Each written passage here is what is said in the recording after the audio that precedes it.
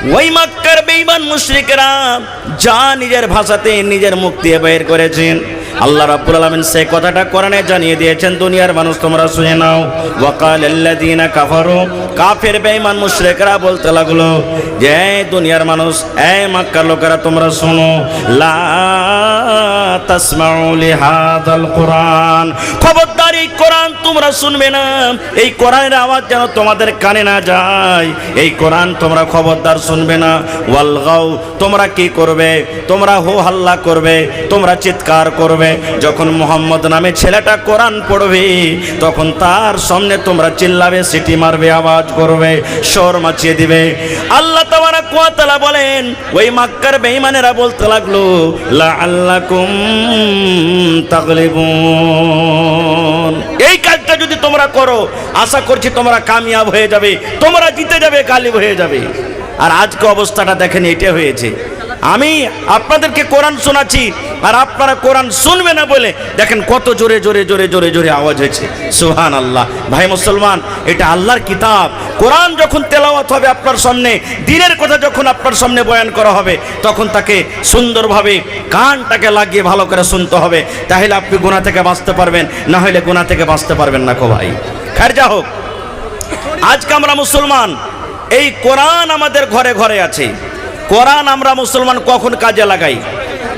টাকা চুরি হয়ে গেছে, মাছ চুরি হয়ে গেছে, থালি চুরি হয়ে গেছে, বদনা চুরি হয়ে গেছে, কিংবা জেনা ব্যভিচার হয়ে গেছে, অন্য বিচার হয়েছে, লোকজন সামনে বসে আছেন, কোরআন পড়িতে জানি না, কিন্তু কোরআনের কসম দেওয়ার জন্য আমরা আগে বাড়াচাড়া করে থাকি। দেখেন কত বাড়িতে এখনো কোরআন রাখা আছে, সুবহানাল্লাহ, মনে হয় মাকুর সাথে জাল পেতে দিয়েছে।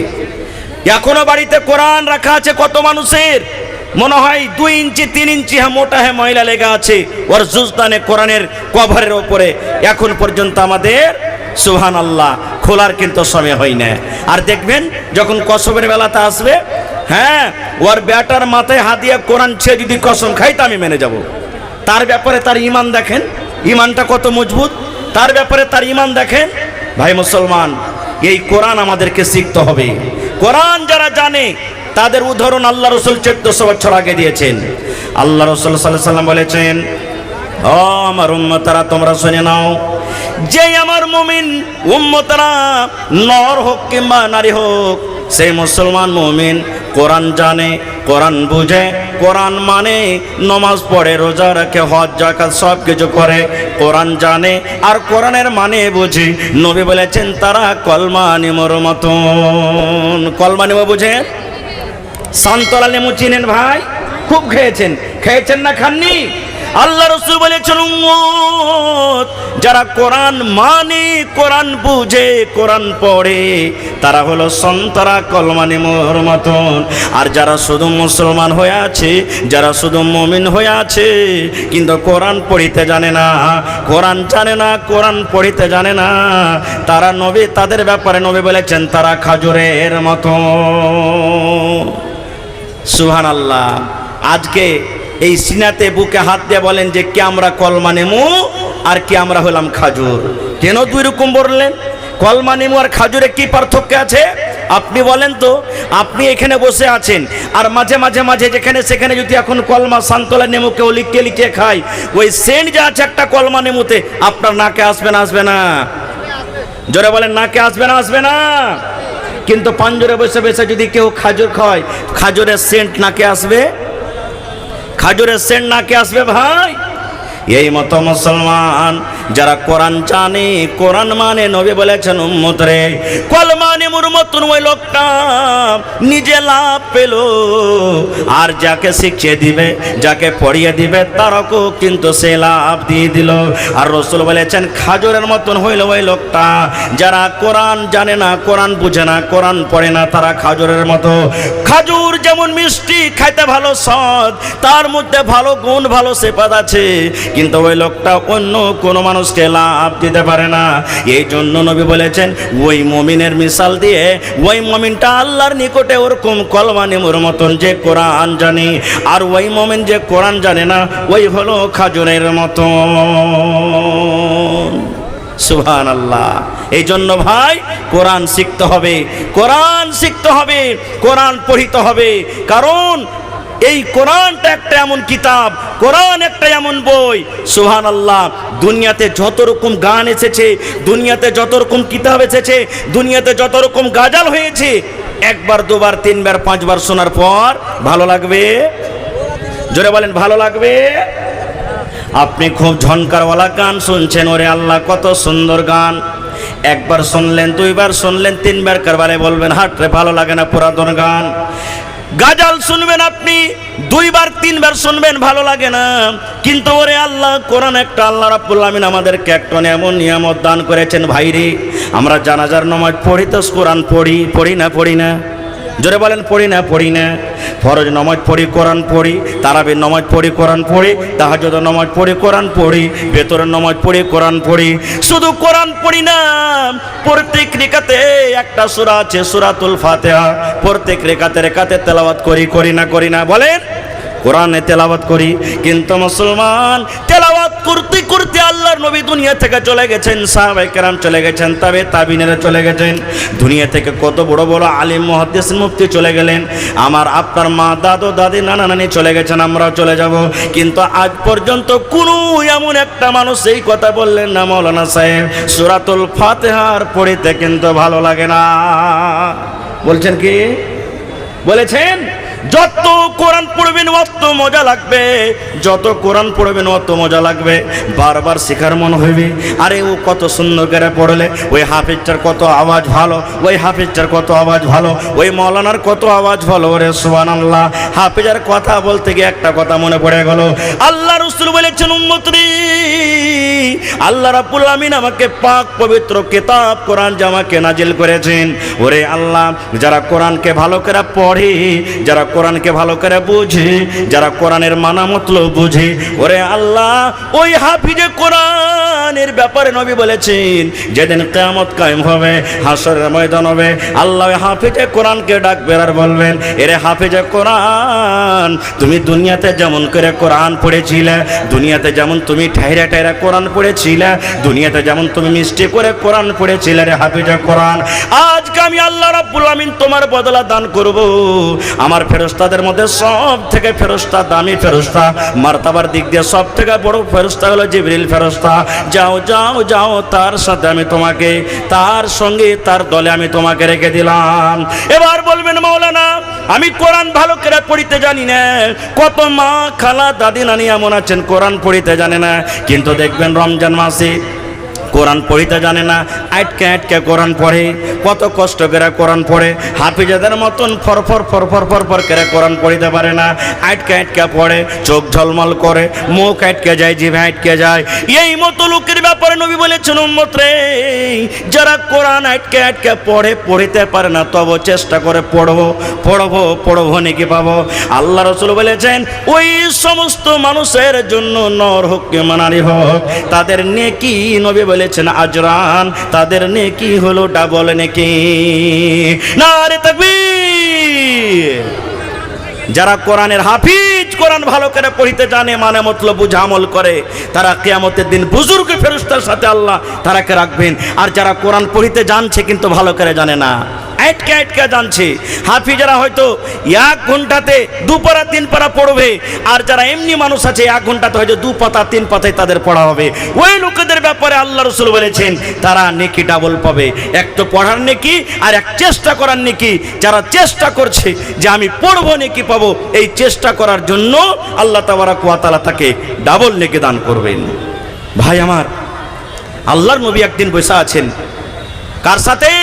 হযরত জিবরিল ফেরেশতার সাথে গল্প করছেন। হঠাৎ করে একটা ধম করে আওয়াজ এলো, একটা অন্য ধরনের আওয়াজ এলো। আর বসে আছেন কে? নবী মুহাম্মদ সাল্লাল্লাহু আলাইহি সাল্লাম আর জিবরিল ফেরেশতা দুজন গল্প করছেন। আওয়াজ যখন এলো, জিবরিল ফেরেশতা আসমানের দিকে মাথাটাকে উঁচা করে দেখতে লাগলেন যে আওয়াজটা কোথা থেকে এলো, কি কারণে এলো। এবার দেখা পর মাথাটা নামো করে এবার জিবরিল ফেরেশতা নবীকে বলছেন, ইয়া রাসূলুল্লাহ, আল্লাহ নবী, একটু আগে একটা আপনি আওয়াজকে শুনতে পেয়েছেন? যে আওয়াজটা শুনতে পেয়েছি। এবার জিবরিল ফেরেশতা বললেন, নবী গো, এই আওয়াজটা কোথা থেকে এলো আপনি কি জানেন? বলছেন, না আমি জানি না। জিবরিল ফেরেশতা বললেন, নবী গো, আসমানে আল্লাহ রাব্বুল আলামিন একটা দুয়ার রেখেছেন, একটা গেট রেখেছেন। এমনই একটা দুয়ার, একটা দরজা, একটা গেট, যেদিন থেকে আল্লাহ রাব্বুল আলামিন আসমানকে তৈরি করেছেন, যেদিন থেকে আল্লাহ আসমানকে বানালছেন, সেদিন থেকে নিয়ে আজ পর্যন্ত সেই আসমানের দুয়ার কোনোদিন খোলা হয়নি। আজকে প্রথমবার সেই আসমানের দুয়ার খোলা হলো। এবং আরো একটা কথা শুনেলেন নবী গো, ওই দুয়ার দিয়ে আল্লাহর একজন ফেরেশতা জমিনের উপরে নাজিল হয়ে গেছে। ওই ফেরেশতা কোনোদিন জমিনের উপরে কিন্তু আসেনি। এবার ওই আসার পর ওই ফেরেশতা আমাকে বললেন, ও জিবরিল, আপনি কত ভাগ্যবান, আপনি নবী, আখরি নবী মুহাম্মদের পাঞ্জরে বসে আছেন। ও জিবরিল, আল্লাহ রাব্বুল আমিনের পক্ষ থেকে আপনার কাছে আমি এসেছি, আপনি দয়ার নবীকে আমার সালাম জানিয়ে দেন, আপনি আমার সালামটা দিয়ে দেন, আখরি নবীকে আমার সালাম দিয়ে দেন। আর দুইটা জিনিসের তাকে সংবাদ দিয়ে দেন, দুইটা জিনিসের তাকে খুশখবরি দিয়ে দেন, দুইটা জিনিসের তাকে খুশখবরি দিয়ে দেন। একটা কি, দুটা নূরের তাকে খুশখবরি দিয়ে দেন, দুটা আলোর তাকে খুশখবরি দিয়ে দেন। একটা কোরআনের মধ্যে একটা নূর হলো সূরাতুল ফাতিহা। আলহামদুলিল্লাহি রাব্বিল আলামিন, যাকে আমরা তেলাওয়াত করি সূরাতুল ফাতিহা, এক একটা নূর বলা হয়েছে। এবং ওই ফেরেশতা বলছেন, জিবরিল, আপনি নবীকে বলে দেন, দুই নম্বর খুশখবরি হলো সূরাতুল বাকারাতে একটা আয়াত আছে কোরআনের শেষ দিকে। কোরআন সব থেকে পড়তে পড়তে পড়তে পড়তে যেদিকে শেষ হয়ে যাবে, সব থেকে শেষের আয়াত আমানা রাসূল থেকে ওয়াফু আন্না, এই শেষ আয়াত ওয়াগফির লানা ওয়ারহামনা আনতা মাওলানা ফানসুরনা আলাল কওমিল কাফিরিন পর্যন্ত এই আয়াতটা যাচ্ছে। এই আয়াতটা যে পড়বে, সুবহানাল্লাহর সূরাতুল ফাতিহা যে পড়বে, আল্লাহ রাব্বুল আমিনের কাছে, আল্লাহর দরবারে চাই জিনিস যেগুলা তার অন্তরে থাকবে, যদি আল্লাহর কাছে চাহে, আল্লাহ রাব্বুল আমিন এই দুটা সূরা এবং আয়াতকে পড়ার কারণে আল্লাহ তার যা যে মনোকামনাকে আল্লাহ পূর্ণ করে দেবেন। নারে তাকবীর। একটা সূরাতুল ফাতিহা আর একটা হলো কি, শেষ সূরাতুল বাকারার শেষ আয়াত।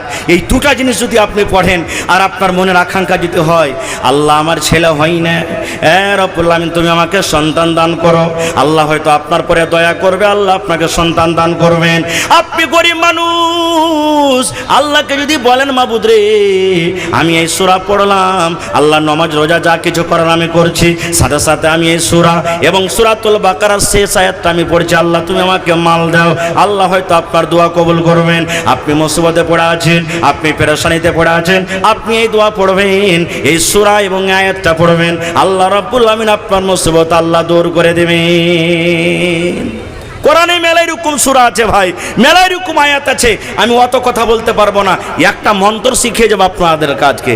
মন্ত্রটা শিখবেন ভাই, জোরে বলেন, মন্ত্র শিখবেন ইনশাআল্লাহ। শিখলে কাজ আছে। কি মন্ত্র? একবার বাইতুল মাল, সরকারি মাল জমা হয়েছে, খাজুর, জও, কিশমিশ, আঙ্গুর, এই সমস্ত মালকে বাইতুল মাল বলা হয়েছে। আপনাদের এলাকাতে 10 বছর 15 বছর আগে মাঠে ধান চুরি হইতো না? হইতো না? জোরে বলেন, হইতো না? হইতো না? গরু, মুরগি, ছাগল, বকরি চুরি হইতো না? হইতো না? হাদিস সহিহ বুখারী শরীফের হাদিস। আল্লাহর নবীর জামানাতে মাল জমা হইল। নবী বললেন, ও আমার সাহাবীরা, কে তোমরা আছো আজকে মালের পহরাদারি করবে, মাল তোমরা জোগাবে, কেমন আছো? একজন সাহাবী আবু হুরায়রা রাদিয়াল্লাহু তাআলা আনহু, উনি বলছেন, ইয়া রাসূলুল্লাহ, মালের পহরাদারি আমি করব, মাল আমি জোগাবো। চলে গেলেন সব নিজের বাড়িতে। আবু হুরায়রা রাতের বেলাতে মালের কাছে বসে আছেন, মাল জোগাচ্ছেন। একটা চোর এসে বোরাবোজ করতে শুরু করেছে, মাল চুরি করতে শুরু করেছে। জোগাইছেন আবু হুরায়রা রাদিয়াল্লাহু তাআলা আনহু, আর সামনে ওই চোর মাল চুরি করতে শুরু করেছে। তাকে যা ধরে নিলেন, এই আল্লাহর বান্দা, আমি এই মালের পহরাদারি করছি আর তুমি আমার সামনে মাল চুরি করছো? চোর বলতে লাগলো, কি ভাই, ছেলে মেয়েরা বাড়িতে, গরিব মানুষ, কিছু নাই খেতে, কান্নাকাটা করছে, আমাকে ছেড়ে দাও ভাই, আর চুরি করতে আসবো না ভাই, তুই আমাকে ছেড়ে দাও। ভালো করে শুনবেন হাদিসটা, আর নিয়ে যাবেন দামি জিনিস, কাজ দিবে যতদিন দুনিয়াতে বাঁচবেন। পরে বলছি আর ফজল। চোর চলে গেল বাড়ি, সকাল হইল। আল্লাহ রাসূল বলছেন, আবু হুরায়রা তোমার সাথে রাত্রে কি হয়েছে? বলছে ইয়া রাসূলুল্লাহ, এক চোর এসেছিল মাল চুরি করতে, তার কান্না, তার ইনকেসারি আজিজি দেখে আমি তাকে ছেড়ে দিয়েছি। কি বলেছে? আর আসবো না। দয়ার নবী বললেন, আবু হুরায়রা, চোর বলেছে আর চুরি করতে আসবো না। আল্লাহ রাসূল বলেন, আবু হুরায়রা রে, আজকে দেখছো তুমি মালের পহরাদারি করবে, ওই চোর আজ রাত্র মাল চুরি করতে আসবে। কে বললেন? কে বললেন কথাটা? দয়ার নবী বললেন, আবু হুরায়রা, ওই চোর আজকে মাল চুরি করতে আসবে।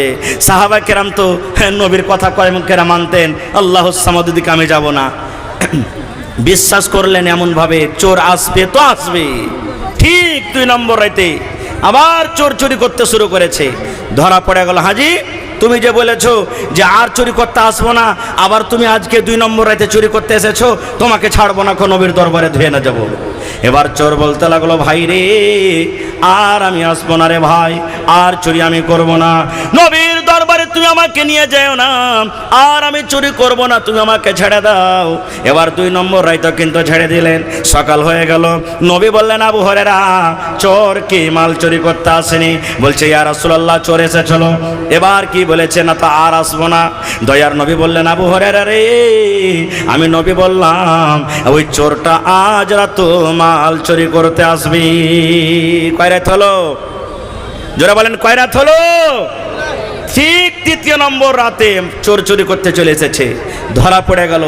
এবার আবু হুরায়রা বলছেন, দেখো জি, তুমি বদমাইশ মানুষ আছো, তুমি 3 রাত থেকে আমাকে ধোকা দিচ্ছ, আসবো না করে তুমি চুরি করতে আসছো, আজ তো আমাকে ছাড়বো না, নবীর দরবারে ধরে নিয়ে যাব, নবীর দরবারে।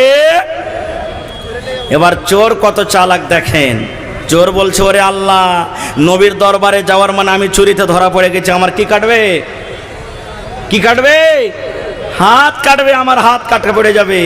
এবার তখন বলছেন, এই আবু হুরায়রা, তুমি আমাকে নবীর দরবারে ধরে নিয়ে যেও না, আর তোমার মালও চুরি করতে আসবো না, তোমাকে একটা দুয়া, একটা মন্ত্র শিখিয়ে দিচ্ছি আমি, যদি তুমি সেই মন্ত্রটা যদি শিখে নাও আর তোমাকে আমি শিখিয়ে দিই, তাহলে তুমি আমাকে ছাড়বে? এই জামানার যদি আমরা মানুষ হতাম তো কি বলতাম? শালার বেটা, শালা, একবারে ভাটিয়া ভাষাতে চুরি করতে এসে ফের তুই আমাকে দুয়া শিখাবি, লিয়ে তো লাঠি খানটাবে। হ্যাঁ, আর পাছা দিকে 2-4 বাড়ি দিয়ে দেখি কেমন দুয়া কোন দিক থেকে আর বাড়াইছে। এই কথাটাই বলতাম। ও আল্লাহ নবীর সাহাবী যখন চোর বললে যে আবু হুরায়রা, তোমাকে একটা দুয়া শেখাবো, তার বিনিময়ে তুমি আমাকে নবীর দরবারে নিয়ে যাবে না, ছাড়বে কি? হযরত আবু হুরায়রা রাদিয়াল্লাহু তাআলা আনহু বলেন, ছেড়ে দিব। হ্যাঁ, ছেড়ে দেব যদি তোমার দোয়া সত্য হয়।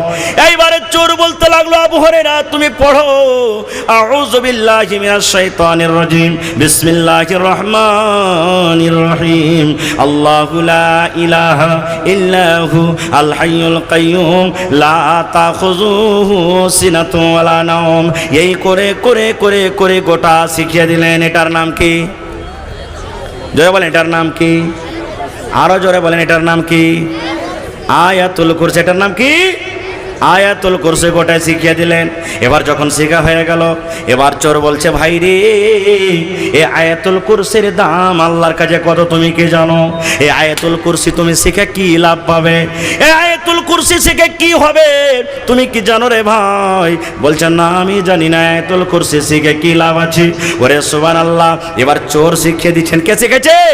চোর শিখিয়ে দিচ্ছেন। ভাই রে, যখন তুমি ঈশ্বরের নামাজের পর ঘুমাবার জন্য যখন বিছানাতে যাবে ভাই, নর হোক কিংবা নারী হোক, বেটা ছেলে হোক কিংবা বেটি ছেলে হোক, এইবার চোর বলছে, যখন ঈশ্বরের নামাজের পর তুমি যখন বিছানায় ঘুমাতে যাবে, তোমার চোখ দুটা বন্ধ হওয়ার আগে আগে, বিছানায় তোমার ঘুমার আগে আগে তুমি আউযু বিল্লাহ বিসমিল্লাহ বলে যদি তুমি একবার আয়াতুল কুরসি তুমি পড়ে নাও, এক যেমনই তোমার আয়াতুল কুরসি পড়া শেষ হয়ে যাবে, আল্লাহ রাব্বুল আমিন এই আয়াতুল কুরসি পড়ার কারণে তোমার বাড়িতে আল্লাহ একটা ফেরেশতা দিয়ে দিবেন।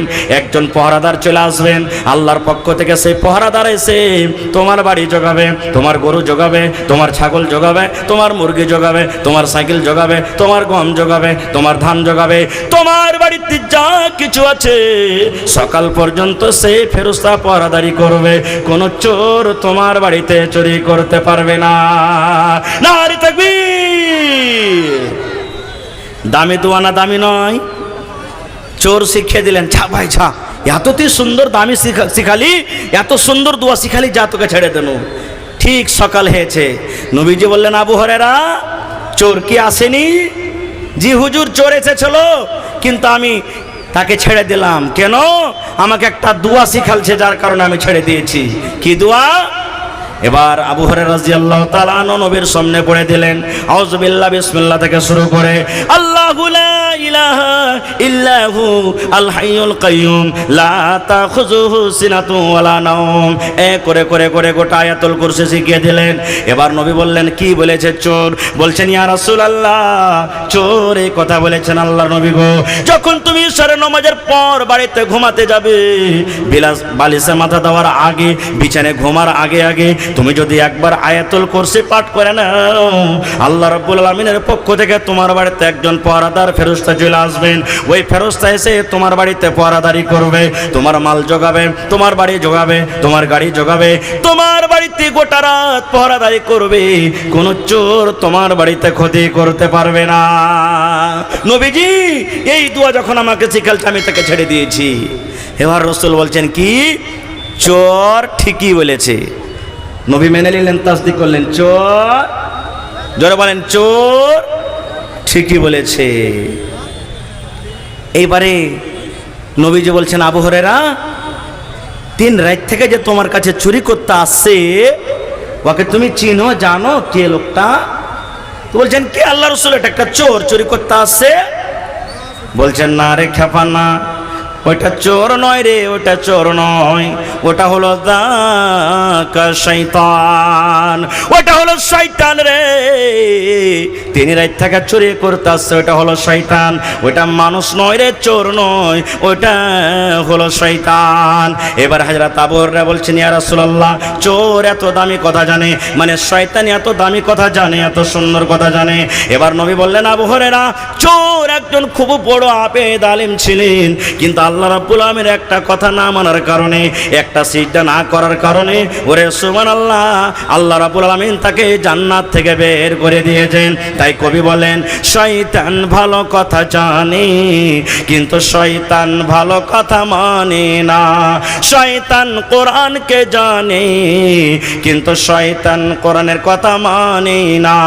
শয়তান আল্লাহকে জানে, কিন্তু শয়তান আল্লাহর কথা মানে না।